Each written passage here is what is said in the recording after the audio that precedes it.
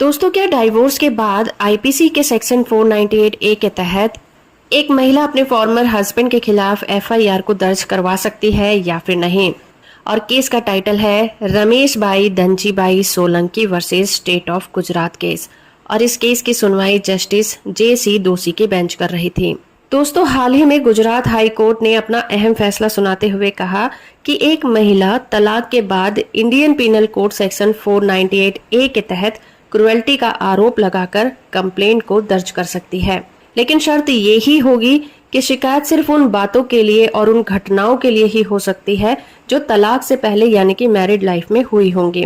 Justice Jitendra दोषी ने कहा कि आईपीसी के सेक्शन 498 ए जो पति और उसके रिलेटिव्स को डिफाइन करती है, ये सेक्शन बताता है कि कंप्लेंट करने के लिए वो व्यक्ति पति होना चाहिए या फिर पति के रिश्तेदार का दर्जा उसे प्राप्त होना चाहिए। इस सेक्शन में फॉर्मर स्पाउस या फिर उसका रिलेटिव शामिल नहीं होते, यानी कि डाइवोर्स के बाद वो व्यक्ति पति नहीं रह जाता। लेकिन इस प्रोविजन में ये भी कहा गया है कि एक महिला सेक्शन 498 ए के तहत मामले को दर्ज करवा सकती है, जिसका मतलब ये हुआ कि मामला दर्ज करवाते समय उस महिला का पत्नी होना जरूरी नहीं है। इसी के आधार पर कोर्ट ने माना कि सेक्शन 498 ए की कंप्लेंट एक तलाकशुदा पत्नी भी कर सकती है, लेकिन ये घटनाएं मैरिड लाइफ से जुड़ी हुई होनी चाहिए। ये मामला दोनों के डाइवोर्स के लगभग 20 महीने बाद का है। कोर्ट ने इस मामले को रद्द करते हुए कहा कि शादी के 20 महीने बाद एक महिला ने अपने फॉर्मर हस्बैंड के खिलाफ आईपीसी के सेक्शन 498 का मामला दर्ज करवाया और ग्राउंड्स थे उसके हस्बैंड की सेकेंड मैरिज और उस पर अडल्ट्री के आरोप लगाए गए थे।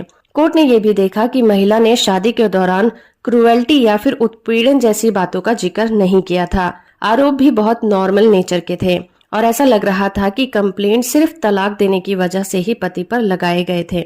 ये मामला सिर्फ ये दिखाता था कि वो महिला सिर्फ उस व्यक्ति से बदला लेना चाहती थी। कोर्ट ने इस मामले को रद्द करते हुए कहा कि एक बार डाइवोर्स की डिग्री हो जाने के बाद दोनों हस्बैंड वाइफ नहीं रह जाते, और साथ ही ये भी कहा कि इस तरह के मामलों में अगर कंप्लेंट दर्ज भी होती है तो केवल उन बातों के लिए होनी चाहिए जो कि शादी के दौरान हुई हों। जज का वीडियो इन्फॉर्मेटिव है तो आप इसे लाइक, शेयर और चैनल को सब्सक्राइब करना भी बिल्कुल मत भूलिएगा।